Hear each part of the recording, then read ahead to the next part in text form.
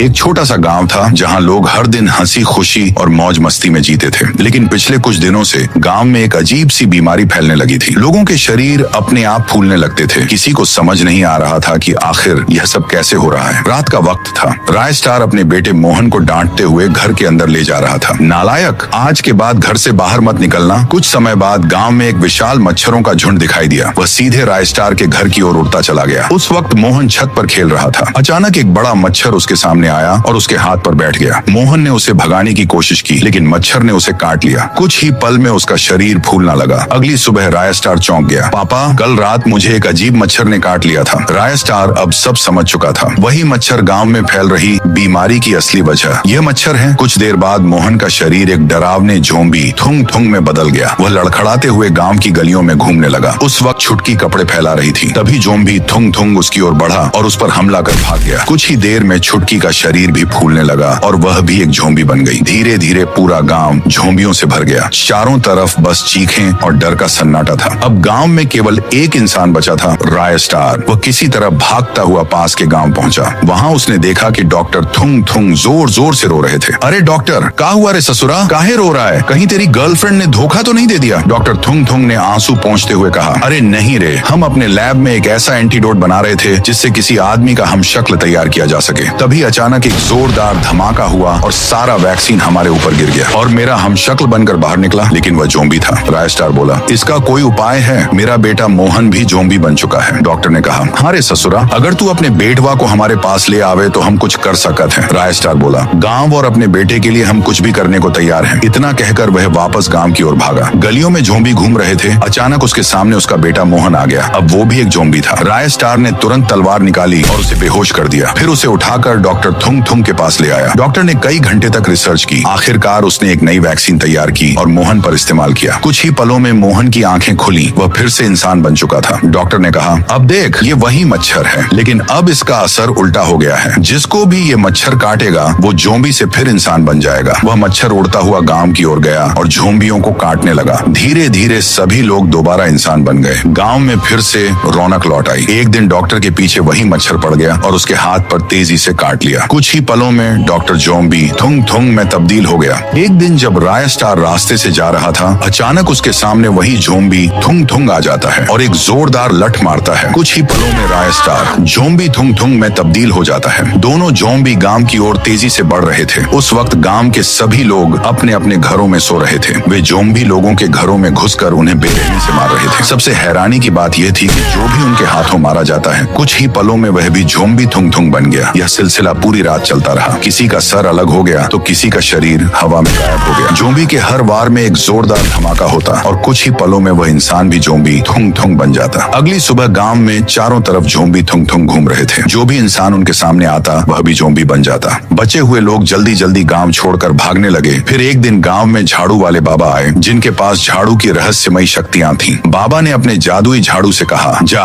राय star और zombie थुंग थुंग को ठीक कर दे। झाड़ू तुरंत उड़ते हुए आसमान में चली गई और कुछ देर बाद वह दोनों के शरीर से टकराई। उनका शरीर तुरंत ठीक हो गया। राय स्टार बोला, तुम कौन हो और हम ठीक कैसे हुए? झाड़ू बिना कुछ बोले राय स्टार को अपने ऊपर बैठा लिया और सीधे साधु बाबा के पास ले गई। साधु बाबा बोले, गांव में जो भी ज़ॉम्बी बना है उसकी जिम्मेदारी तुम्हारी है। अगर तुम्हें सभी गांव वालों को ठीक करना है तो उन ज़ॉम्बी मच्छरों को हमेशा के लिए खत्म करना होगा। लेकिन यह काम इतना आसान नहीं है, इसमें तुम्हारी जान भी जा सकती है। राय स्टार बोला, मैं तैयार हूँ। साधु बाबा ने उसे सुपर राय स्टार बना दिया और बोले, अब वे मच्छर तुम्हारा कुछ नहीं बिगाड़ पाएंगे। तुम्हें उनमें से किसी एक मच्छर को पकड़कर मेरे पास लाना होगा। राय स्टार तुरंत ज़ॉम्बी मच्छर को ढूंढने निकल गया। दूसरी तरफ वह जादुई झाड़ू ढेर सारे ज़ॉम्बी के बीच में जाकर ब्लास्ट हो गई और कुछ ही पलों में सभी लोग दोबारा इंसान बन गए। कुछ देर खोजने के बाद राय स्टार को एक ज़ॉम्बी मच्छर दिखाई दिया। वह उसका पीछा करते हुए जंगल में पहुंच गया। अचानक वह मच्छर राय स्टार के हाथ पर काटने लगा। राय स्टार तुरंत उसे दबोच लेता है और साधु बाबा के पास पहुंचता है। साधु बाबा बोले, अब मैं इस ज़ॉम्बी मच्छर को हमेशा के लिए अग्नि में भस्म कर दूंगा, फिर सब कुछ शांत हो जाएगा। इतना कहकर वे मच्छर को एक सुनसान पहाड़ी पर ले गए और अग्नि में जला दिया। मंत्रों की आवाज इतनी तेज थी कि पूरा आसमान लाल हो गया और मच्छर जलकर राख हो गया। साधु बाबा बोले, अब हमारा गांव मुक्त है। लेकिन जैसे ही वे वहां से जाने लगे, अचानक उनके सामने दो ज़ॉम्बी मच्छर और ज़ॉम्बी थुंग थुंग आ गए। बाबा कुछ बोल पाते उससे पहले उनमें से एक ज़ॉम्बी हमला किया तो एक ही पल में उनका रूप बदल गया। आंखें सफेद, शरीर लकड़ी जैसा काला और मुंह फटा हुआ। बाबा बाबा अब जोम्बी थुंग थुंग बन चुके थे, पर यह कोई साधारण जोम्बी नहीं था। इस भयानक रूप में साधु बाबा की सारी दिव्य शक्तियां थी और उससे भी भयानक बात यह थी कि वह किसी भी इंसान का रूप ले सकता था। इधर ज्ञान छुट्टी में रायस्टार के घर आया हुआ था। दोनों हंसते खेलते बोले, आज रात पास वाले रेस्टोरेंट में चलते हैं। रात होते ही दोनों बाइक पर बैठकर निकल पड़े। रास्ते में अचानक ज्ञान गायब हो गया। रायस्टार जब रेस्टोरेंट पहुंचा और पीछे ज्ञान को न पाकर बेचैन हो गया। दूसरी ओर जब ज्ञान को होश आया, वह गांव की ओर भागने लगा। तभी साधु बाबा तेजी से उसकी ओर बढ़े और कुछ ही पलों में बाबा ज्ञान के शरीर में समा गए। ज्ञान की आंखें तुरंत लाल हो गईं और वह बेआवाज तेजी से गांव की ओर दौड़ पड़ा। रायस्टार उसे ढूंढता हुआ वहां पहुंचा और बोला, भाई तू कहाँ था और तेरी आंख लाल कैसे हो गई? पर ज्ञान चुप रहा और बाइक पर बैठ गया। दोनों अपने घर लौटे और बिस्तर पर लेट गए। रात के करीब 2 बजे अचानक आसमान का रंग काला पड़ गया। तभी ज्ञान की नींद खुली। वह सीधे घर से बाहर निकला और कोई भयानक मंत्र पढ़ने लगा। कुछ ही देर में गांव के लोग उसके पास इकट्ठे हो गए। अचानक एक जोरदार बिजली चमकी और कई लोग वहीं गिर पड़े। ज्ञान का रूप लगातार बदल रहा था। रायस्टार छिपकर यह सब अपनी आंखों से देख रहा था, पर कुछ बोल न पाया। अचानक ज्ञान गायब हो गया। रायस्टार डर के मारे अपने घर की ओर भागा और जैसे ही रूम में पहुंचा, सामने ज्ञान खड़ा था, हाथ में धारदार चाकू लिए हुए। एक ही वार में रायस्टार का सिर अलग हो गया। इसके बाद गांव में हर दिन कोई न कोई ज्ञान का शिकार बनता गया। जो भी किसी से ज्ञान का नाम लेता, अगले दिन वह गांव में दिखाई ही नहीं देता था। फिर एक दिन गांव में एक बुढ़िया आई, कोई और नहीं, साधु बाबा की पत्नी। उसने रोकर कहा, अब शांत हो जाओ, ये सब मत करो। पर ज्ञान ने उसकी भी गर्दन काट दी। बुढ़िया की चीख सीधे एक सफेद पेड़ से टकराई। तभी वह सफेद पेड़ अपने रूप बदल लिया। वह कोई और नहीं बल्कि साहोर देवता थे। उसकी आंखें बड़ी और भयानक थीं। हाथ में सोने जैसा चमकता एक यंत्र था। वह तुरंत गांव गए, जहां गांव वाले रोते कांपते अपनी बात साहोर को सुनाने लगे। साहोर की आंखों में आंसू थे और क्रोध भी। उसने कहा, मैं इस जोम्बी थुंग थुंग को छोड़कर नहीं जाऊंगा। मैं उसे हमेशा हमेशा के लिए समाप्त करूंगा। साहोर तुरंत ज्ञान की तलाश में निकल पड़ा। थोड़ी ही देर में एक आदमी दौड़ता हुआ आया और बोला, ज्ञान पास के गांव में लोगों को बेरहमी से मार रहा है। साहोर बिना देरी किए वहां पहुंचा और जैसे ही उसकी नजर ज्ञान पर पड़ी, उसने भयानक मंत्र पढ़ना शुरू किया। कुछ ही पलों में आसमान लाल हो उठा